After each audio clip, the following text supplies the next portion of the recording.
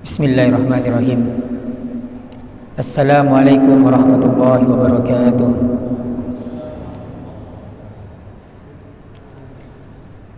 Alhamdulillah rabbil alamin.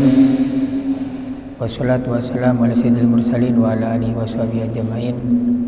Rabbi shrah li sadri wa yassir li amri wa hlul 'uqdatam min lisani yafqahu qawli. Nawaitu ta'alluma wa ta'lim wa nafa wal intifa wa tadzkir wa tarkir wal ifadal istifada wal hasata masu bi kitabillah wa sunnati rasulih wa du'alal huda wa dalalah lal akhir ibtigal wajillah wa qarbi wa sawi subhanahu wa ta'ala. Amma ba'du. Para jamaah, para hadirin wal hadirat rahimakumullah, yang saya muliakan dan saya hormati dan saya ta'zimi. Alhamdulillah wa syukurillah, puji syukur kepada Allah Ta'ala, dan terus menerus kita bersyukur kepada Allah Ta'ala sampai detik ini kita masih diberi taufik, maunah, hidayah, dan diberi kesehatan walafiat di dalam melaksanakan ibadah kepada Allah Ta'ala. Kesehatan kita gunakan untuk beribadah kepada Allah Ta'ala. Ini merupakan rasa syukur kita kepada Allah Ta'ala sampai detik ini kita bisa melaksanakan sholat maghrib berjamaah. Kemudian kita lanjut hadir majlis ilmu rutinan malam Kamis, sekaligus menghidupkan ibadah waktu antara maghrib dan isya, dan kemudian insyaallah kita lanjut salat isya berjamaah. Ini merupakan syukur kita kepada Allah Ta'ala kita bisa melaksanakan sampai detik ini. Mudah-mudahan dengan rasa syukur kita Allah Ta'ala menerima semua amal ibadah kita, dan juga setiap langkah-langkah kita sampai di masjid Darul Barokah ini terhitung atau dinilai ibadah dan sebagai saksi kelak yang akan meringankan hisab kita di hari kiamat. Tak lupa juga salawat dan salam tercurahkan kepada baginda Nabi besar Muhammad SAW. Para jamaah yang dimuliakan Allah Ta'ala, kita melanjutkan pembahasan kemarin, yaitu dalam kitab Safinatun Najah. Sampai sekarang kita dalam faslun fi bayanil bulughil murahiq wal mu'sir. Sebelumnya menjelaskan tentang kalimat tauhid. Sekarang sudah masuk ke bab fikih, yaitu tentang fasal, yaitu yang berkenaan dengan tanda-tanda baligh. Alamatul bulughi salasun tamamu khamsata asyrata sanatan fid dzakari wal unsa wal ihtilamu fid dzakari wal unsa li tis'i sinina wal haidu fil unsa li tis'i sinina. Fasal ini menjelaskan tentang tanda-tanda baligh. Kita selaku bapak, selaku ibu wajib mengetahui tanda-tanda ini. Kita selaku guru, ustadz wajib mengetahui tanda-tanda ini, terutama ayah dan ibu. Bagaimana bisa kita mengetahui kapan wajibnya anak kita, kapan waktunya diperintahkan sholat, dan kapan-kapan dan seterusnya kalau kita tidak tahu tanda-tanda ini. Dan anak kecil juga perlu untuk diajari apa saja tanda-tanda baligh. Nah, ulama menjelaskan tanda baligh itu ada 3. Alamatul bulu salasun. Tanda-tanda baligh itu adalah ada 3 macam. Seseorang anak yang sudah baligh, maka dia kena taklif apa? Beban di dalam melaksanakan syariat Islam. Apa yang diwajibkan, apa yang diperintahkan, maka dia laksanakan. Apa yang dilarang, maka dia jauhi. Nah, itu terbalik. Ada berapa fase di dalam manusia, di dalam diri kita. Mungkin fase anak kecil, bayi yang baru lahir, kemudian ada sobi, kemudian namanya tamyiz, kemudian baliugh dan seterusnya. Nah, tanda baliugh ini ada 3 macam, 3 tanda. Yang 3 ini itu untuk perempuan, 2 untuk laki-laki, tetapi dijadikan 3. Nah, yang pertama tamamu khamsa asyrata sanatan fi dzakari wal unsa. Sempurna umurnya 15 tahun baik laki-laki dan perempuan. Nah, di dalam syarah kitab Kasyifatus Sajjah karya Syekh Nawawi Al-Bantani, ini merupakan ulama yang produktif, yang mendunia dari Nusantara, Syekh Nawawi Al-Bantani. Beliau menyebutkan bahwa sempurnanya 15 tahun itu harus qamariyatan tahdidiyatan, secara pasti, bukan perkiraan. 15 ini, atau sekarang jalan 15. Nah, harus pasti sudah masuk 15. Nah, baik laki-laki dan perempuan. Dimulai dari waktu sejak dia lahir. Itu. Dia lahir tanggal berapa, hari apa, tanggal berapa, bulan apa, tahun berapa. Dan hitungannya dihitung dari tahun Hijriyah. Tahun itu ada 2 tahun Hijriyah dan Masehi. Yang dimaksud adalah Hijriyah. Saya tahunya tahun Masehi. Tahunnya tahun Masehi. Nah, bisa kita cek Masehi itu. Kita sekarang sudah banyak pakai di Google, itu bisa tahu, gampang, mudah. Apalagi ada digital falak dan alat-alat yang lain lah, canggih sekarang mengetahui. Ketika umur 15 tahun ini, jika dia tidak menjumpai atau tidak memenuhi syarat yang nomor 2 dan nomor 3, syarat tanda nomor 2 dan ketiga. Jadi 15 tahun ini kalau dia tidak mimpi basah atau tidak haid. Jadi hitungan 15 tahun.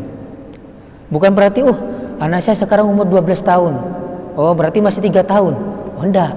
Dilihat dulu umur 12 tahun dia pernah mengalami mimpi basah apa enggak? Atau 12 tahun apa dia sudah haid apa enggak? Jangan kita patokan pertama langsung 15 tahun enggak. Jadi ketika tidak memenuhi standar tanda yang kedua dan ketiga. Apa tanda yang kedua adalah wal ihtilam fid dzakar wal unsa litisina. Mimpi basah itu ya keluar mani, fid dzakar wal unsa litisina. Ketika umur 9 tahun, baik laki-laki dan perempuan. Nah, keluar mani ini, mimpi basah ini, meskipun dia seakan-akan tidak keluar. Maksudnya gimana? Kata Syekh Nawawi itu, ka'an ahassa bihuruji famsakahu. Seakan-akan dia merasa keluar tapi dia tahan. Nah, itu gimana ya? Gambarannya. Jadi mau keluar dia tahan. Nah, itu tetap dihukumi mimpi, dihukumi keluar. Nah, baik laki-laki dan perempuan. Kapan? Ketika umur 9 tahun. Kalau ada anak umur 10 tahun mimpi basah, umur 11 mimpi basah, 12, 13, maka di situ dia sudah balik. Tidak perlu nunggu umur 15 tahun. Di umur 9 tahun ke atas, kalau dia keluar mani, maka dia sudah dikatakan balik. Yang nomor 3 yaitu khusus perempuan wal haid. Perempuan itu haid, keluar darah haid. Jadi perempuan. Kapan? Umur 9 tahun. 9 tahun hitungan tahun Hijriyah. Tetapi ulama menyebutkan di sini 9 tahun kurang 16 hari. 9 tahun kurang 16 hari. Semisal nih, malam ini dia masuk atau jalan umur 9 tahun kurang 16 hari. Lah, tiba-tiba keesokannya dia keluar darah haid. Nah, maka itu sudah dianggap sudah haid. Tetapi kalau dia keluar darah sebelum umur 9 tahun kurang 16 hari, semisal umur 8 tahun. Umur 8 tahun lewat 11 bulan. Maka di situ dia bukan keluar darah haid tetapi namanya istihadah. Tidak hukum haid. Nah, kapan haid itu bisa dinamakan haid keluar? Yaitu umur 9 tahun kurang 16 hari hitungan tahun Hijriyah. Kalau Masehi itu hitungannya 8 tahun 8 bulan 7 hari. 8 tahun 8 bulan kalau hitungan Masehi. Nah, ada sebagian anak yang mengalami darah haid itu umur 11 ada, umur 12 ada. Dan jarang sekali anak itu tidak mengalami mimpi basah maupun haid di usia antara 10 sampai 15. Jarang. Kalau kita menemukan ada, ya itu hanya jarang berapa orang. Sulit. Anak-anak yang saya tanyakan, anak perempuan yang belajar di rumah itu ya rata-rata 11, 12 itu sudah keluar, 10 belum. 11, 12. Yang 15 jarang, langsung 15. Nah, oleh sebab itu 3 tanda ini harus kita tahu. Nah, kalau anak sudah mengalami ini, sudah kita tahu tanda-tandanya, maka dia sudah baligh. Lah, ketika sudah baligh, apa yang kita lakukan selaku orang tua? Nah, para hadirin yang dimuliakan Allah Ta'ala, saya menjelaskan ini, yang nomor 2 ini, yang mimpi basah, ini belum. Penjelasan Syekh Nawawi, umpama ya, ada seorang anak yang lahir itu mohon maaf kurang sempurna, cacat lah.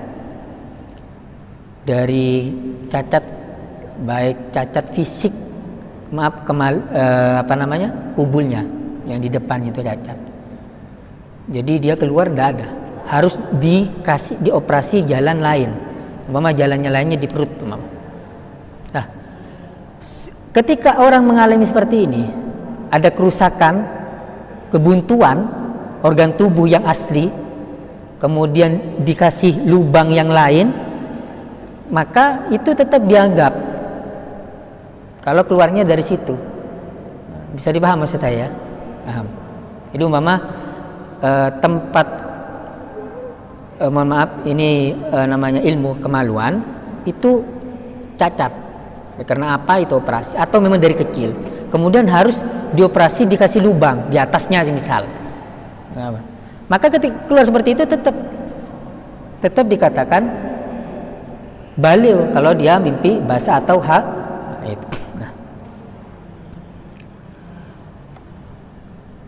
Nah, kemudian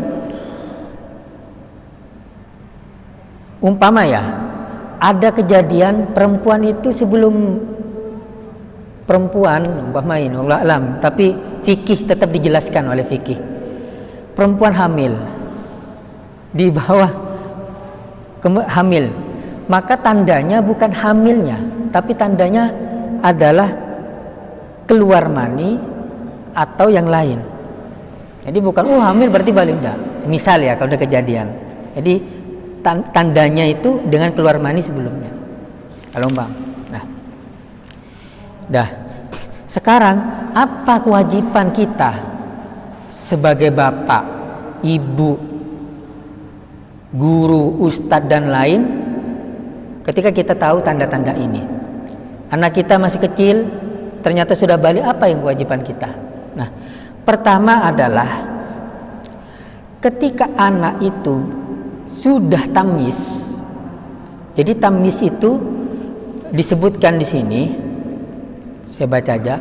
Wa inna ma dzakaral musannif awwala mas'alatin fil fiqhi alamatul bulugh anna mana taklif 'alal baligh duna sabi wa sabiyah.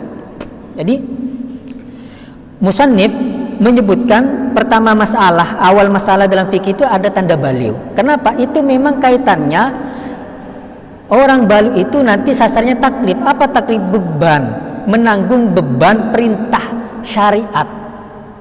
Itu sudah taklif. Artinya apa? Ketika dia tidak melaksanakan kewajiban, maka dia dosa. Itu taklif. Duna sobi sobi. Kalau anak kecil sobi itu enggak.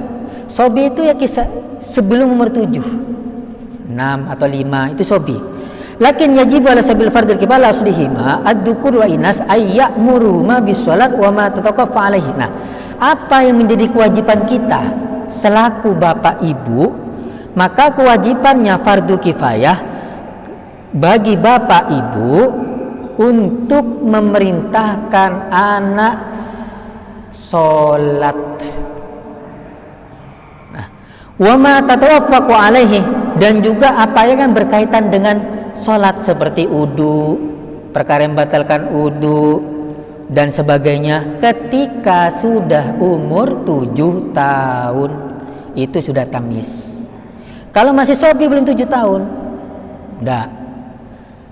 Apa tanda-tanda tamyiz itu? Batasan tamyiz itu apa? La tamyiz itu di sini sebutkan wa haddut tamyiz huwa ayyasira bihaitsu yaqulani wahdahuma wa yashrabani wahdahuma wa yastanjiyani wahdahuma.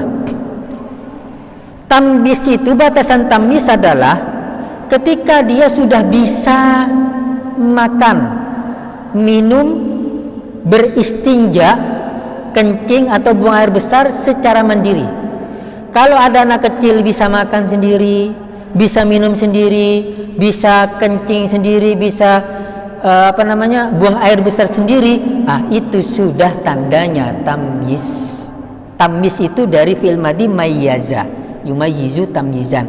Mayyaza itu bisa membedakan, atau dalam kata lain bisa membedakan antara yang baik dan buruk. Kalau sekarang umur 7 tahun tahu mana uang 1.000, 10.000, 20 itu sudah tahu.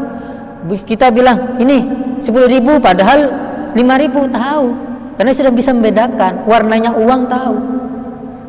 Nah, itu tamyiz. Lah, kata para ulama, tamyiz itu ya umur 7 tahun.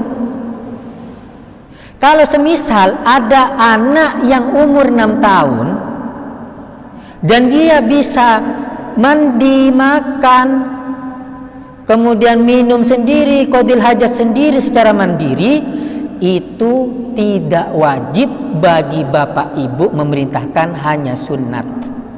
Kalau ada anak yang berumur 6 tahun atau tidak sampai 7 tahun tapi dia sudah bisa mandi, makan, minum sendiri. Nah, maka bagaimana? Oh ini kan umur 6 tahun tapi belum sudah tamyiz. Katakan dia sudah bisa makan, minum secara mandiri. Bagaimana? Apa wajib apa sunat? Sunat. Ayo nak, kamu sholat, ayo nak kamu wudu, sekarang sudah waktunya duhur, asar, itu sunat. Tetapi kalau sudah umur 7 tahun, nah itu batas tamyiz sekitar umur 7 tahun dan ke atas sampai 10 tahun, maka orang tua wajib memerintahkan dia untuk sholat. Wa ma tatawaqqafu alaihi, dan apa-apa yang berkaitan dengan sholat seperti wudu. Wudunya seperti ini, ajarin. Atau ini kan sudah belajar di sekolahnya, baik sekolah umum maupun sekolah diniyah dan seterusnya, tapi kita lihat, kontrol bagaimana anak kita caranya berwudu. Nah, dilihatin, oh gini, oh udah benar. Terus bagaimana kita lihat sholatnya. Jangan hanya kita suruh sholat tapi kita tidak lihat bagaimana sholatnya. Nah, kalau kita lihat, oh ada yang kurang, gini dan seterusnya, kita kasih tahu. Dan wajib fardu kifayah, sabil fardu kifayah kalau ini. Nah, kemudian para hadirin, begitu juga puasa ida atau koh ketika dia kuat. Anak umur 7 tahun, 8 tahun ketika dia masih masih masih tamyiz, wajib orang tua untuk memerintahkan puasa. Dia dulu, Cong, kamu besok puasa ya? Iya. Lihat, oh puasa, udah bangunin sahur, berjamaah sholat subuh, tidur. Terus dia tanya, umur gimana? Waktu hampir zuhur jam 10, kuat? Kalau udah kuat, udah, jangan dipaksakan. Kalau tidak kuat, anak jangan dipaksakan dilanjutkan puasanya. Tidak apa-apa, puasa setengah hari, berapa jam, tidak apa-apa. Itu bagus daripada tidak nyoba sama sekali. Jangan dipaksakan setengah hari, atau pulang dari sekolah udah kuat langsung batal, tidak apa-apa. Karena kewajibannya itu puasa, merintahkan puasa jika kuat. Kalau tidak kuat, jangan kita paksakan. Beda dengan sholat. Sholat cuma hanya berapa rakaat, kita anggap satu rakaat itu 1 menit, 1 menit, 4 rakaat 4 menit. Wah, itu tidak mungkin anak itu umur 8 tahun masih wiritan la ilaha illallah subhanallah, tidak mungkin. Paling sholat jarang, langsung habis sholat salam langsung pulang biasanya. Nah, kalau 4 rakaat itu 4 menit, maka tanyain laman mana antara 4 menit sholat duhur dengan megang HP. Tanyain. Maka oleh sebab itu, dan beliau Syanawi Al-Bantani mencontohkan wala budda min sigatil amar minat tahdid, wajib untuk perintahnya itu tahdid, semacam kayak ada ancaman gitu, mengancam, atau kalau tidak ada mengancam itu seperti ada apresiatif. Jadi ada 2 cara kita merintahkan anak itu untuk sholat dan ibadah yang lain. Itu ada kalanya berbentuk ancaman, yang kedua berbentuk apresiatif, mengapresiasi. Nah, yang contoh ancamannya gini, Cong, kamu kalau tidak sholat, saya sita HP-nya 1 hari. Wah, udah dia bingung, dia kalau urusan HP disita, udah ya, karena sudah zamannya sekarang, umur ini sudah megang HP. Tidak bisa kita sudah umur 8, 9 itu mencegah HP, sulit. Kenapa? Sekelilingnya sudah HP semuanya. Dari kita sendiri, temannya, sepupunya, aduh sulit. Tetapi kita harus mengontrol, membatasi. Nah, maka oleh sebab itu, ketika sholat, ayo waktunya sholat duhur, kalau enggak saya sita HP. Saya biasanya anak saya seperti itu. Jadi tanpa disuruh tetap nyolat. Atunya ngaji nggak boleh. Mau tak sita. Karena kalau HP disita, udah bingung dia. Anak kecil ya. Nah, ini berbentuk ancaman. Atau juga ancaman yang lain apa? Kalau ndak sholat kamu, saya ndak kasih uang jajan. Nah, yang berbentuk apresiatif, mengapresiasi atas sholatnya, dia sholat seperti contoh, kamu kalau sholat saya kasih tambahan jajan. Nah, biasanya 5.000, kayak saya ke 10.000 misal. Atau kasih apalah terserah, hadiah atau kasih tambahan 1.000, 2.000. Nah, itu senang. Nah, itu berbentuk apresiatif. Nah, itu caranya. Nah, begitu juga perintah-perintah ini bukan hanya perintah yang berkaitan kewajiban, tapi juga kata Syekh Nawal Bantani, perintah yang berkaitan dengan Nabi Muhammad. Seperti apa? Nabi Muhammad itu siapa? Kelahirannya di mana? Dimakamkan di mana? Nabi itu nabi akhir nabi apa, nomor berapa? Kemudian beliau bagaimana? Dan seterusnya. Kasih tahu, jangan terlalu ngasih tahu anak itu tentang nabi, sosok nabi terlalu panjang, atau udah yang kecil-kecil, yang ringan-ringan saja. Yang penting dia tahu bahwa dia punya sosok nabi yang paling mulia di muka bumi ini, yang selalu memperhatikan dan mendoakan umatnya. Saya kasih tahu, terutama kemarin ya, bukan ini namanya tahadus binikmah ya. Ta'zim ini sama kita berbagi kebaikan ya.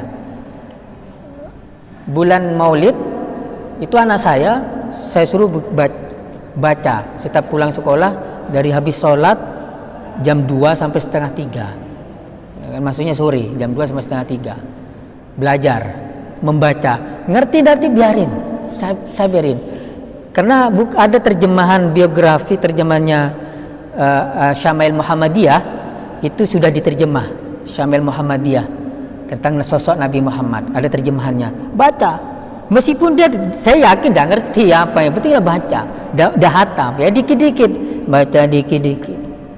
Kenapa? Kalau tidak baca Maulid itu saya sita HP, saya sita.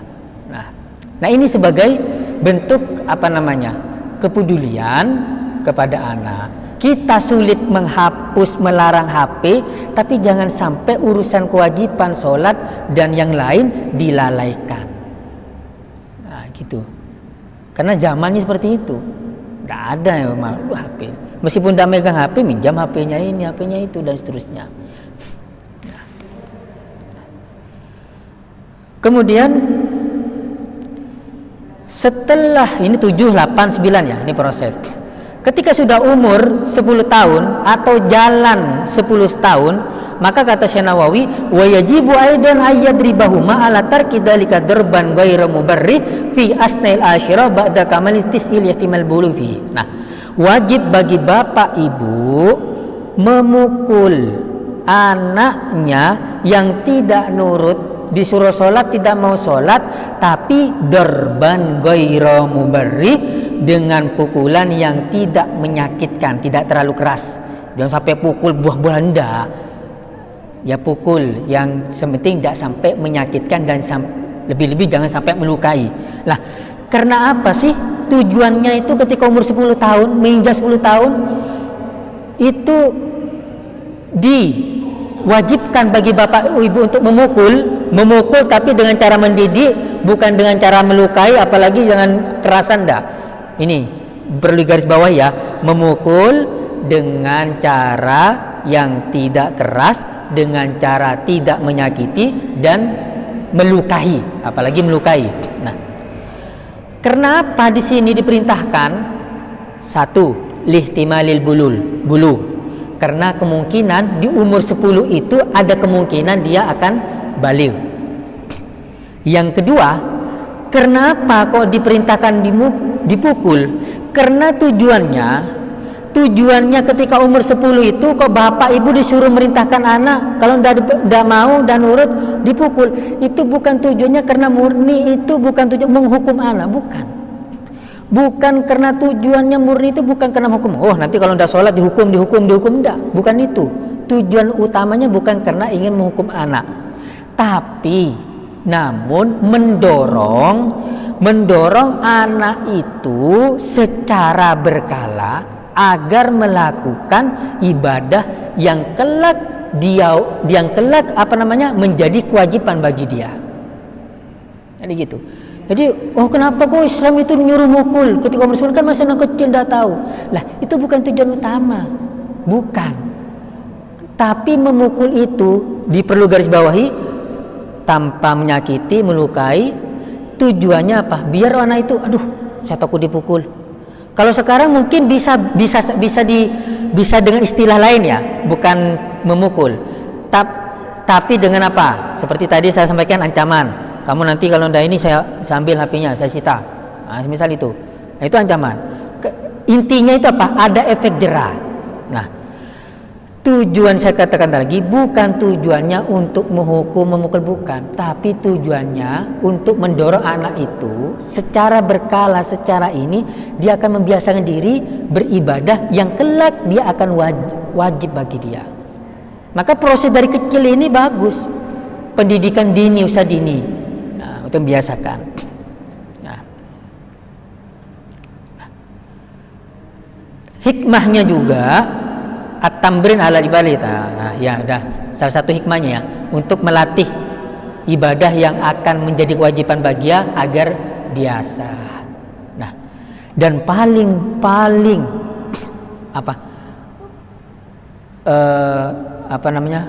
contoh yang paling baik di dalam mendidik anak usia kecil adalah contoh kita sholat di depan anak, mengajak anak untuk bermakmum kepada kita. Jangan, ayo sholat bersendirian. Udah, contoh bareng. Kita lihat, kemudian anak, kemudian atau ajak istri kita sholat, biarin. Wow, tempat kamarnya anak rame, ya ada apa-apa. Biarin. Nanti dah husu. Ya 1 kali 2 kali. Apa tujuannya? Anak lihat, bapak saya, ibu saya sholat berjamaah. Pertama dulu, aja dikit. Kemudian ajak dulu berjamaah. Ayo, tak tunggu. Jangan hanya nyuruh sholat, tetapi kita biarin udah. Nanti sudah perintah sholat sudah selesai. Tapi kita kontrol sholatnya dan perlu kita ajak sekali-kali untuk berjamaah bersama kita. Nah, itu contoh yang paling baik. Wallahu a'lam, mungkin ada pertanyaan dan sebagainya.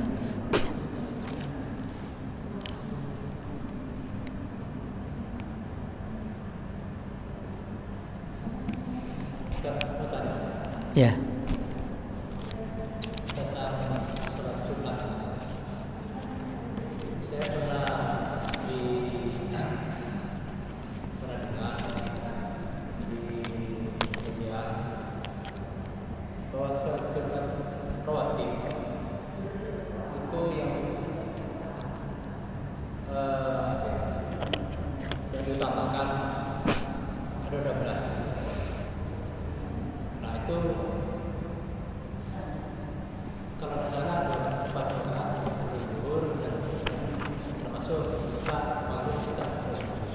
Iya. Nah, rawatib yang lainnya itu seperti qoblah asar. Terus ada yang sholat, bahkan di sini ada yang sholat Maghrib. Belum maghrib. Itu apakah dalilnya mana? Ya. Masalah sholat sunat rawatib ya.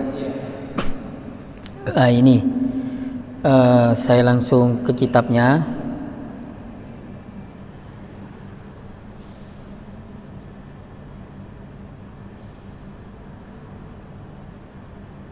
Sholat sunat dua. Sholat sunat rawatib itu memang ada sholat rawatib muakkadah, ada yang ghairu muakkadah. Ya, paham ya? Jadi ada sholat sunat rawatib muakkadah dan ghairu muakkadah. Muakkadah itu adalah sholat sunat yang sangat dianjurkan. Apa kok dibedakan antara sholat sunat muakkadah sama ghairu muakkadah? Kenapa kok dibedakan antara sholat sunat muakkadah dan ghairu muakkadah? Karena muakkadah itu adalah sholat sunat yang Nabi tidak pernah meninggalkannya meskipun di dalam perjalanan. Kita kan dalam perjalanan udah capek mau sholat sunat aja dah mikir, penting sholat ya. Sudah kan sholat sudah dapat keringanan, dapat diskonan lah. Nah, jadi gitu. Jadi sholat sunat rawatib muakkadah itu sholat sunat yang Nabi tidak pernah meninggalkannya meskipun dalam perjalanan. Sedangkan sholat sunat ghairu muakkadah, sholat sunat rawatib tapi tidak sangat dianjurkan sekali. Itu sholat Nabi, kadang Nabi melakukan, kadang Nabi tidak melakukan. Pernah Nabi meninggalkan lah gitu. Artinya tidak seperti yang sholat sunat rawatib muakkadah. Nah, kemudian ulama membagi sholat sunat rawatib muakkadah sama ghairu muakkadah. Nah, yang namanya apa namanya? Salat sunat nafil 280. Nah, salat sunat rawatib muakkadah itu 2 rakaat sebelum duhur. Itu ada 2 rakaat sebelum duhur, kemudian ba'da atau salat 2 rakaat setelah duhur. Nah, yang ghairu muakkadah itu sebelum asar. 2 rakaat sebelum asar.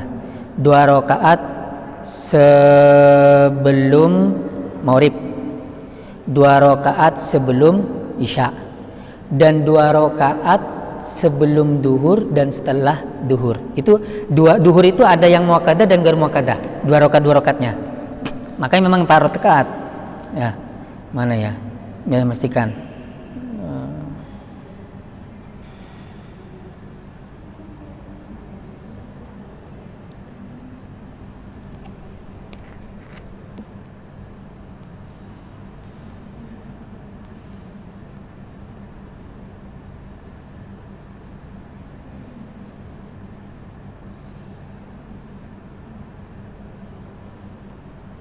Udah ketemu ini.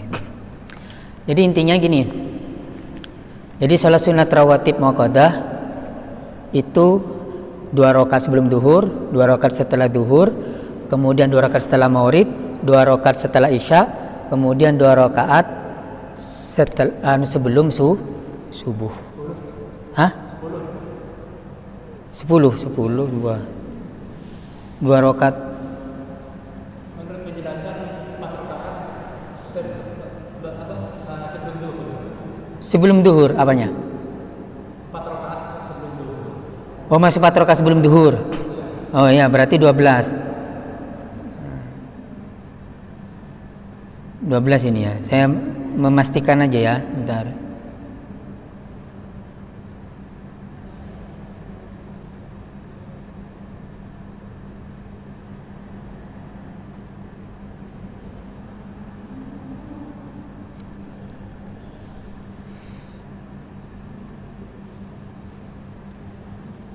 Terus yang jadi pertanyaan gimana, Pak? Pertanyaannya ini kan, yang menjadi akad sunat rawatib akad, yang khususnya yang 4 rakaat itu, bahwa dalam penjelasan itu bisa dobrak, bisa tak. Nah, sekarang yang dikerjakan oleh Nabi Muhammad itu 4 rakaat sebelum apa sesudah yang diakadkan? 4 rakaat sebelum Duhur, sebelum duhur. setelah duhur? Yang muakkadahnya. Iya. 2 rakaat, 2 rakaat, 2 rakaat, 2 rakaat, 2 rakaat, 12.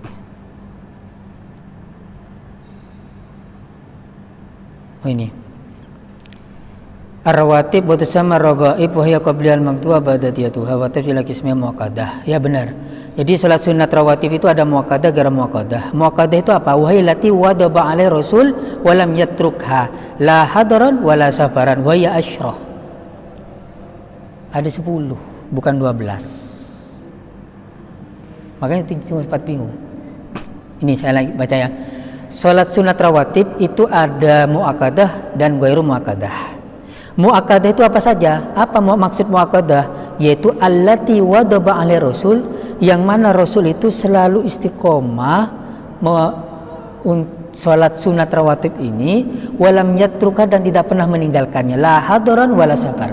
Meskipun beliau dalam perjalanan tidak pernah meninggalkan, apalagi di dalam rumah.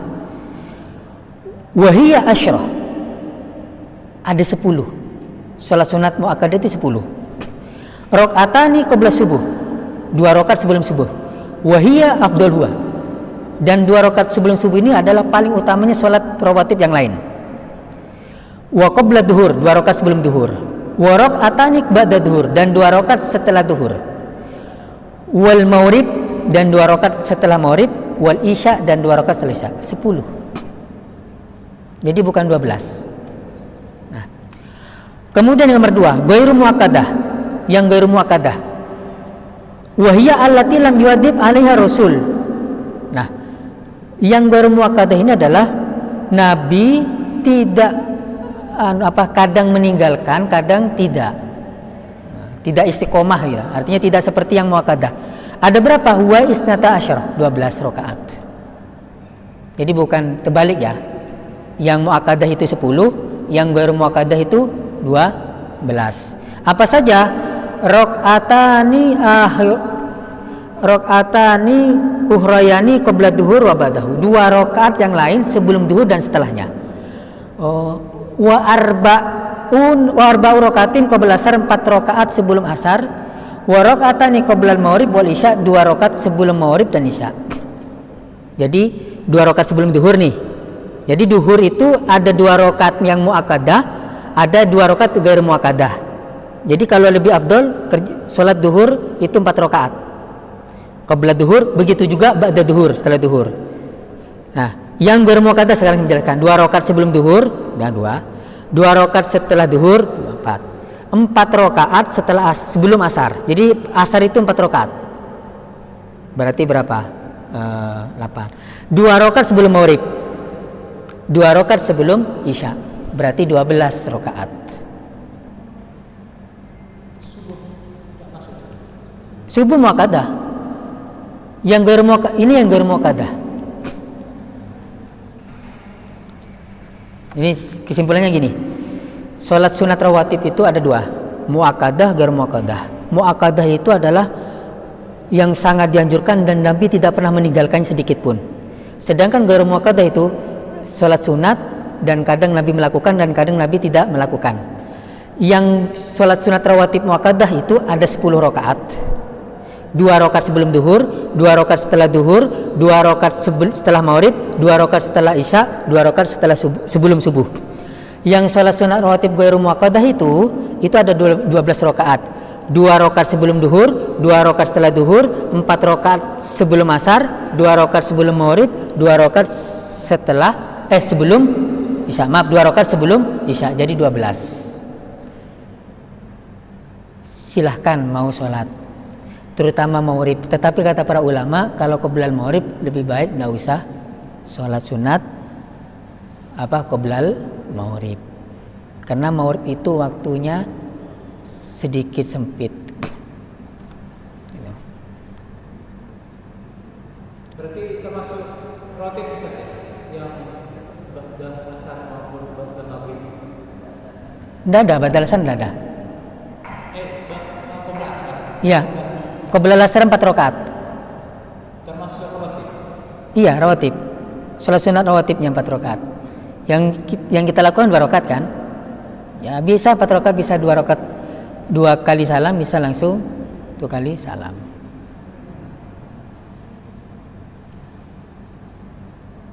Nah, udah. Ini banyak ini. Apa fadilahnya salat sunat rawatib? Ya untuk menempel yang fardu.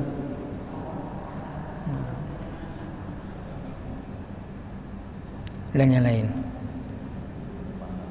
Nah, salat sunat rawatib ini qobliyah, saya katakan, salat sunat rawatib qobliyah boleh dilakukan setelahnya salat fardu, baik udur maupun tidak udur,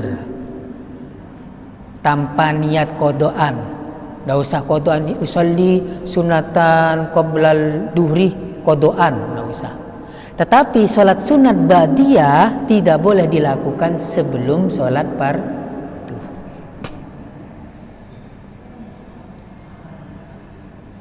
Ini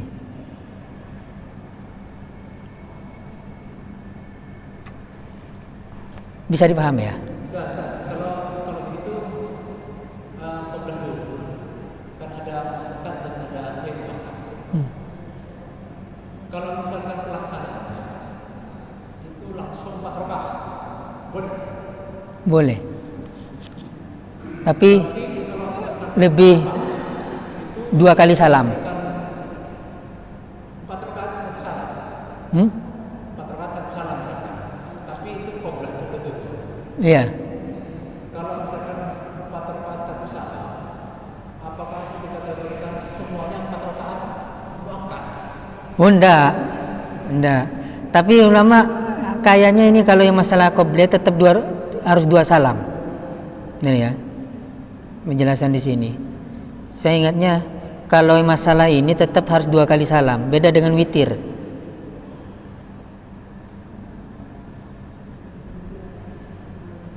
Nah ini.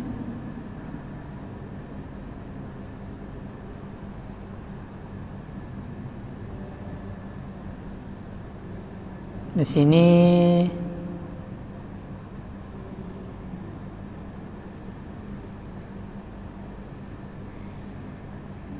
dia menjelaskan di sini.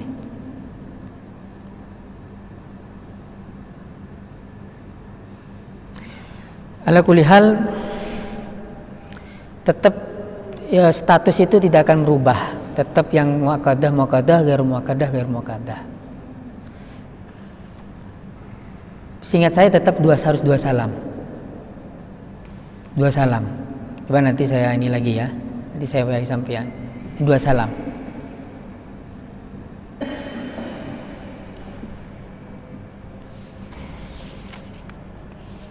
Dua salam. Yang Nah, ini aja dulu. Ada lagi? Ya, berapa menit sudah adzan ya? Oh ya, ini adzan ini.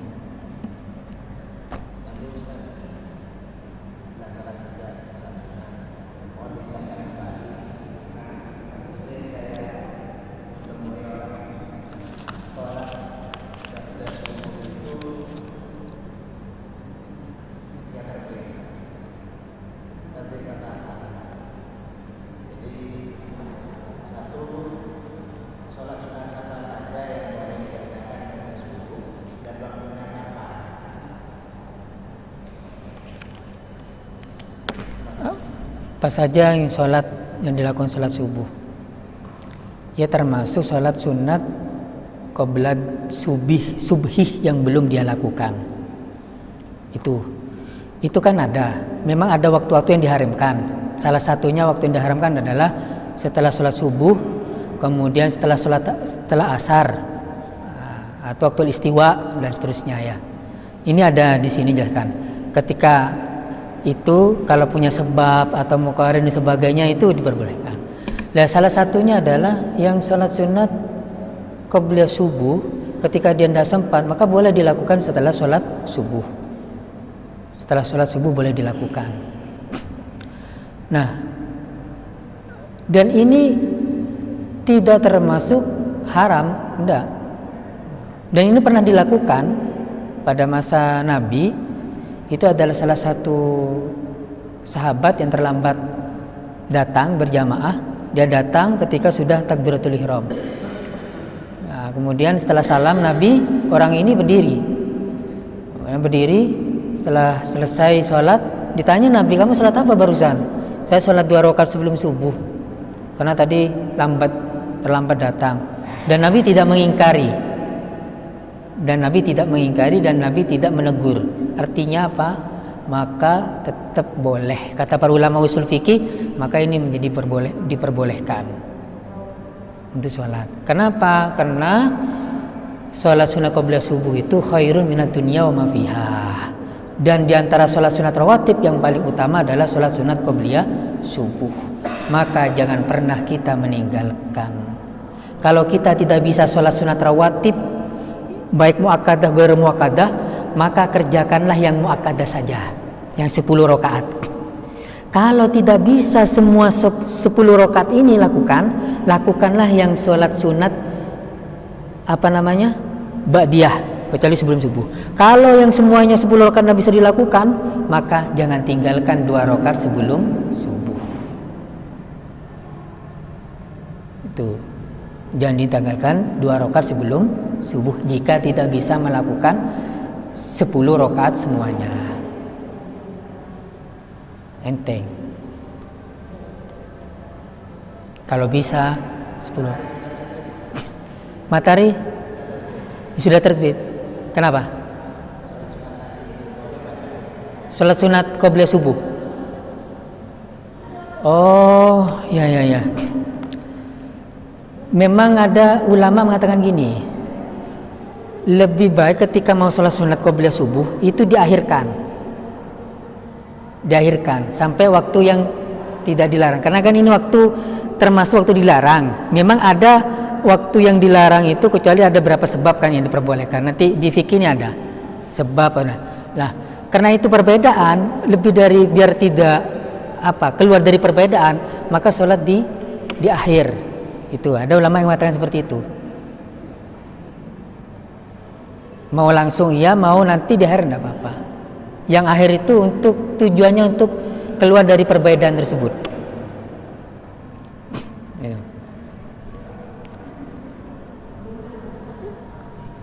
Ya memang ada itu, ada. Sekalian langsung sholat isyraqnya.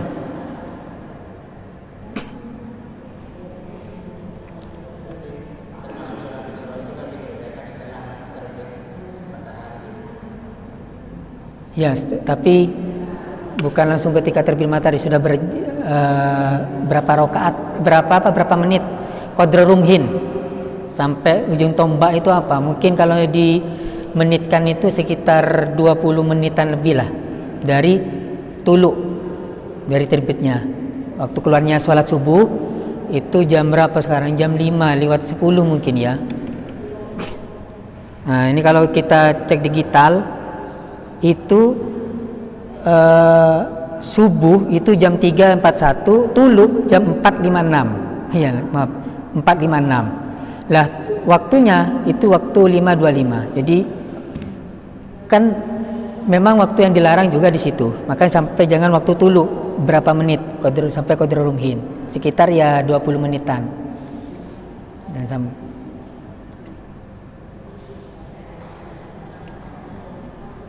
ya. Bahasa kitab qadra rumhin. Ya, 15-10 menit ya. Tuh.